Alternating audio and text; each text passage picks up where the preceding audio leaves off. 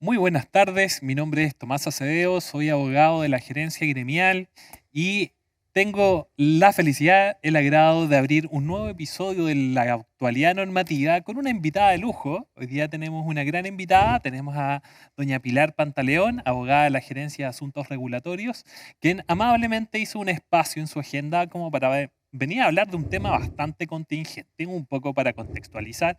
Esto dice relación a una sentencia que fue emitida por la Corte Suprema el 1 de marzo, si no me equivoco, sobre el proyecto Egaña Comunidad Sustentable, el cual el año 2022 ocupó bastante espacio en los pasquines y los diarios sobre la dilación y la paralización de un proyecto que fue bastante polémico en sus inicios. Así que Pilar, seas muy bienvenida en esta nueva oportunidad en la actualidad normativa y muchas gracias como por venir a participar en esta oportunidad. Muchas gracias. Pilar, ¿te parece que entremos en detalles? Me gustaría hacerte una pregunta. Un poco, es un tema que es bastante complejo, que se remonta ya a partir del 2020, inicio del primer semestre del 2022, y me gustaría, digamos, como para que los socios y socias puedan entender un poco cuál ha sido la génesis. ¿Tú nos podrías comentar sucintamente en qué consistió este problema? A ver, este proyecto ingresó a evaluación ambiental en el año 2017 y ya en el año 2018 tuvo algunas complejidades producto de que el Servicio de Evaluación de Impacto Ambiental eh, determinó que no correspondía generar un proceso de participación ciudadana en el marco de una declaración de impacto ambiental. A lo que el titular presentó y consta en el expediente, el titular del proyecto, que sí era proclive a recibir las observaciones ciudadanas, entendiendo también el emplazamiento y el impacto que generan los proyectos, y también porque hay una acción gremial bastante decidida hace años también en poder mejorar el relacionamiento con las comunidades, tanto en la ejecución como la implementación de los proyectos que se generan por parte de nuestros socios. Ahí ya encontramos como la primera dificultad en donde el SEA se tuvo que retractar de su decisión de no abrir la participación ciudadana y se abrió este procedimiento. Estas observaciones ciudadanas fueron 955 observaciones, si mal no recuerdo.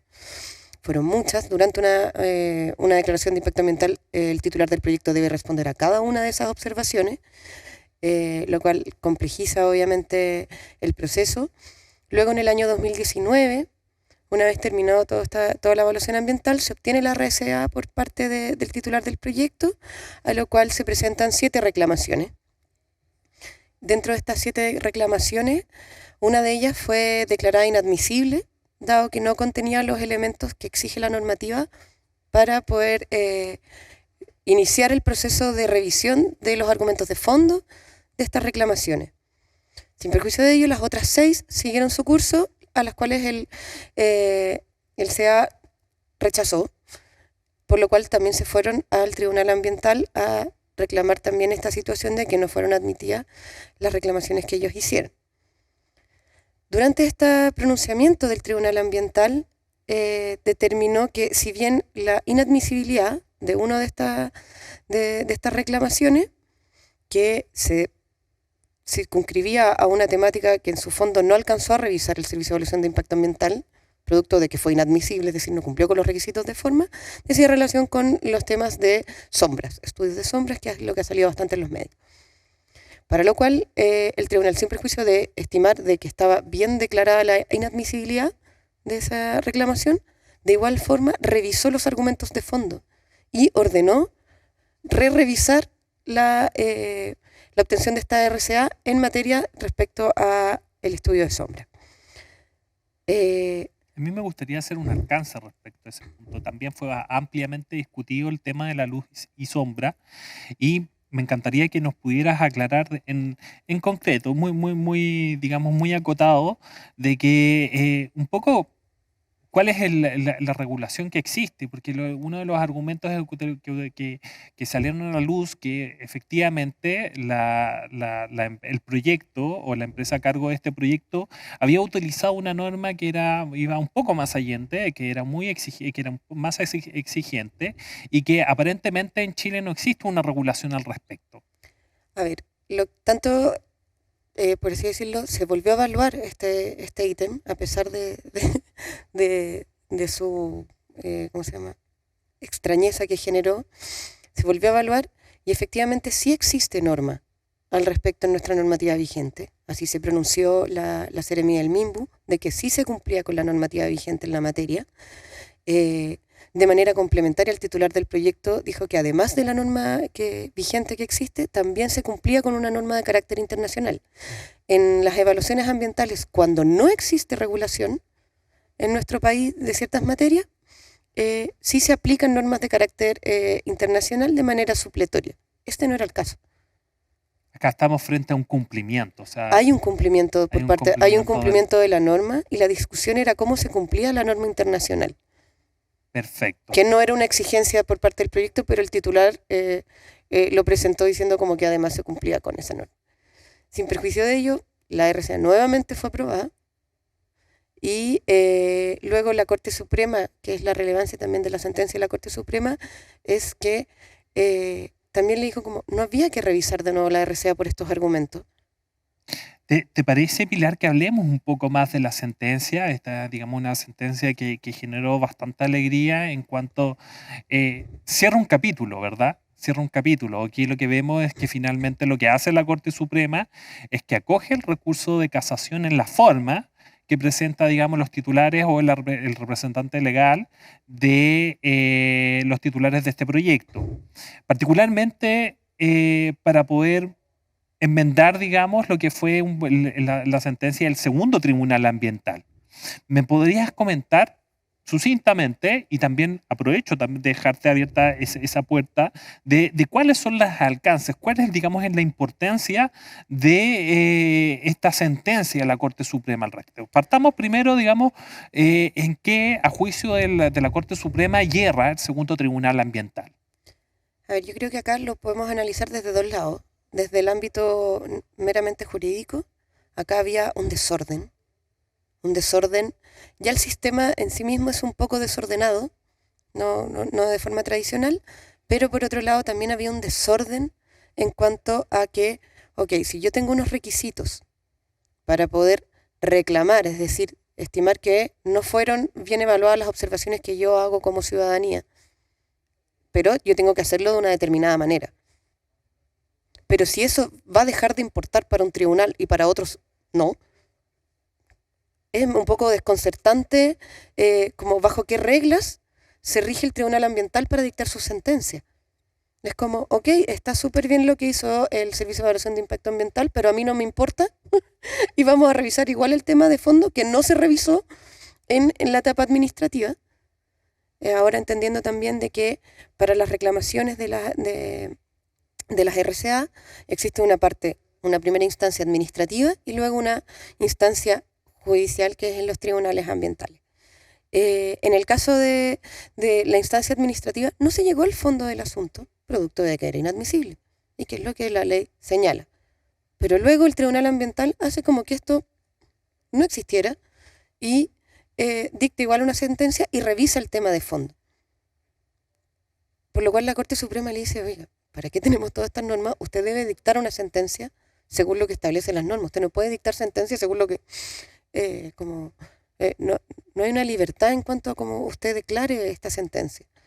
También en el entendido que estamos frente a una situación donde no hay una vulneración, no hay un incumplimiento de la normativa vigente. O sea, por otro lado también, sin perjuicio de ello, a pesar de que el tribunal pudiese haber sido de que podrían invocarse el principio precautorio, el principio preventivo y todo, pero finalmente, en el fondo de la materia, si el tribunal ambiental hubiese revisado de manera más acuiciosa el tema, se habría dado cuenta de manera rápida de que la norma existe y que la norma se estaba cumpliendo. Bueno, en términos muy generales, Pilar, y a lo mejor tú puedes compartir mi opinión o no, pero lo que viene a ser, digamos, la dictación de esta sentencia de la Corte Suprema es entregar un poco de certeza jurídica a lo que había sido este problema y lo que también había suscitado, digamos, el resquemor de muchos desarrolladores inmobiliarios frente al respeto de lo que es la normativa vigente. Pero me gustaría hacerte una pregunta, así como te había comentado anteriormente. Efectivamente, acá se cierra un capítulo, ¿verdad? Sí, Acá, digamos, lo que se establece es que no se puede revisar nuevamente esta cosa, que es el efecto de cosa juzgada de la sentencia. No obstante, ¿hay algún recurso, hay alguna presentación que no aborde, digamos, que pueda abordar una temática distinta que todavía esté presente por parte de la comunidad, finalmente de un grupo de vecinos y en su efecto del ente, la entidad edilicia, digamos, sí, existe, en materia ambiental también se pueden invalidar los actos administrativos como cualquier acto administrativo a través de lo que se conoce como la invalidación, que ahí también, bueno, en términos procesales, la oportunidad para poder presentar ese recurso depende también de alguna distintas jurisprudencias con respecto a si son 30 días o son 2 años en materia ambiental. Pero también llama la atención acá del activismo por parte del municipio en primera instancia de aprobar el proyecto, que si bien se observaran estas situaciones de observaciones ciudadanas y se tomaran en consideración, sin perjuicio de ello, el mismo municipio participa como órgano de la administración del Estado en la evaluación ambiental, dio su visto bueno, se aprobó, después aprobó el permiso de edificación y luego es el mismo municipio quien presenta esta invalidación contra la RCA que ellos mismos aprobaron. Si bien existe un cambio de administración, también existe una estabilidad de las instituciones de carácter democrático, que si en ese entonces el titular para poder tomar esas decisiones era un municipio conformado por determinadas personas, el cambio de esto no puede generar tampoco una inestabilidad durante como los procesos democráticos que hay detrás. Creo que hay varios elementos ahí. Este caso es bien como de laboratorio. A nosotros que nos gusta el derecho ambiental, es un caso que lamentable que se dé en este contexto porque se perdieron fuentes laborales en un contexto durante la pandemia. Sí nos entrega mucho material también para poder estudiar y también como para poder generar, sentar base de que no da para tanto esta flexibilidad y ductilidad que entrega el derecho ambiental, tanto en razón del principio precautorio y el principio preventivo. Como tiene un límite. Eso yo creo que es el valor también que tiene la sentencia de la Corte Suprema.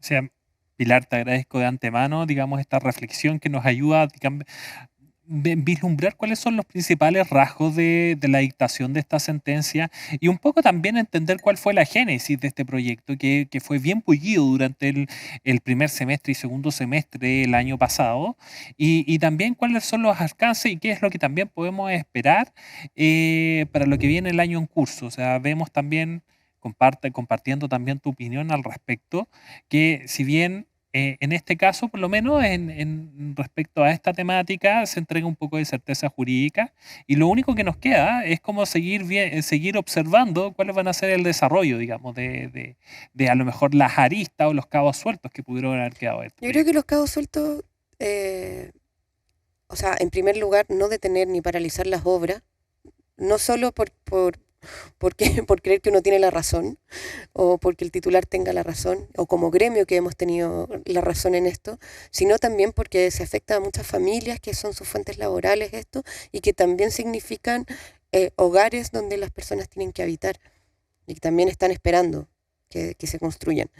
Sin perjuicio de ello, también viene a ordenar un poco la casa, Perfecto. que es algo que eh, la certeza jurídica no es una cosa que nosotros queramos como una aspiración, como los abogados solamente para poder ordenar y el inversor, sino que también la propia ciudadanía de saber qué esperar. En efecto, Pilar.